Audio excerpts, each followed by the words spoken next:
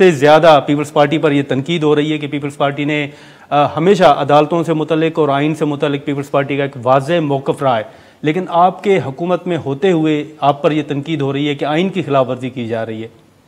دیکھیے بات یہ ہے کہ آئین کی خلاف ورزی کا تصور غلط ہے۔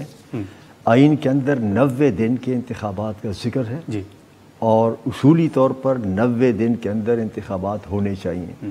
اگر اس 90 دن سے ایک مہینہ اوپر ہو گیا ہے تو یہ بیکاز آف رینگلنگ اور خود سپریم کورٹ کے جو فیصلے 20 اپریل اور 14 مئی، لیکن یہ بات واضح ہے نادر گول انباری صاحب کہ میں آپ کی وساطت سے بتا دوں کہ خاص سپریم کورٹ کہے یا نہ کہے، میں سمجھتا ہوں کہ پارلیمان اور کانسٹیٹیوشن یہ سپریم ہے۔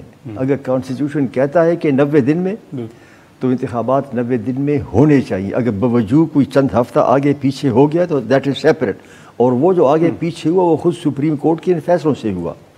میں آپ سے یہ کہنا چاہتا ہوں کہ جو 14 مئی کے انتخابات، آپ کا شاید بنیادی سوال یہ ہوگا کہ کیا 14 مئی کو ہم انتخابات میں جا رہے ہیں یا نہیں۔ ہم نے اپنے تمام کینڈیڈیٹس کو، انہوں نے کاغذات نامزدگی جمع کرائے ہیں، ہمارے ہاں شارٹ لسٹنگ ہو گئی ہے۔ 20 تاریخ تک آپ کو ٹکٹ جاری کرنا ہے سیاسی جماعتوں کی طرف سے۔ ہم اگلے 1-2 روز 3 روز میں اس پر غور کر کے اپنے امیدواروں کا ہم ٹکٹ بھی جاری کر دیں گے۔ اب آگے کون سی انتظامی مشکلات آتی ہیں یا کیا ہوتا ہے that I can't say, but we are prepared. Pakistan Peoples Party تیار ہے۔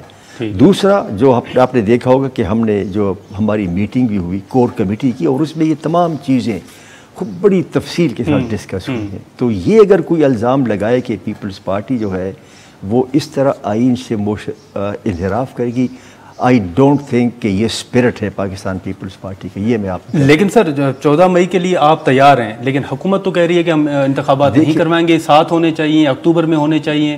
بالکل 7 ہونے چاہیے، تو اگر 7 نہیں ہو سکتے تو میں تو یہ کہہ رہا ہوں کہ ہم 14 مئی کے لیے انتخابات کے لیے تیار ہیں۔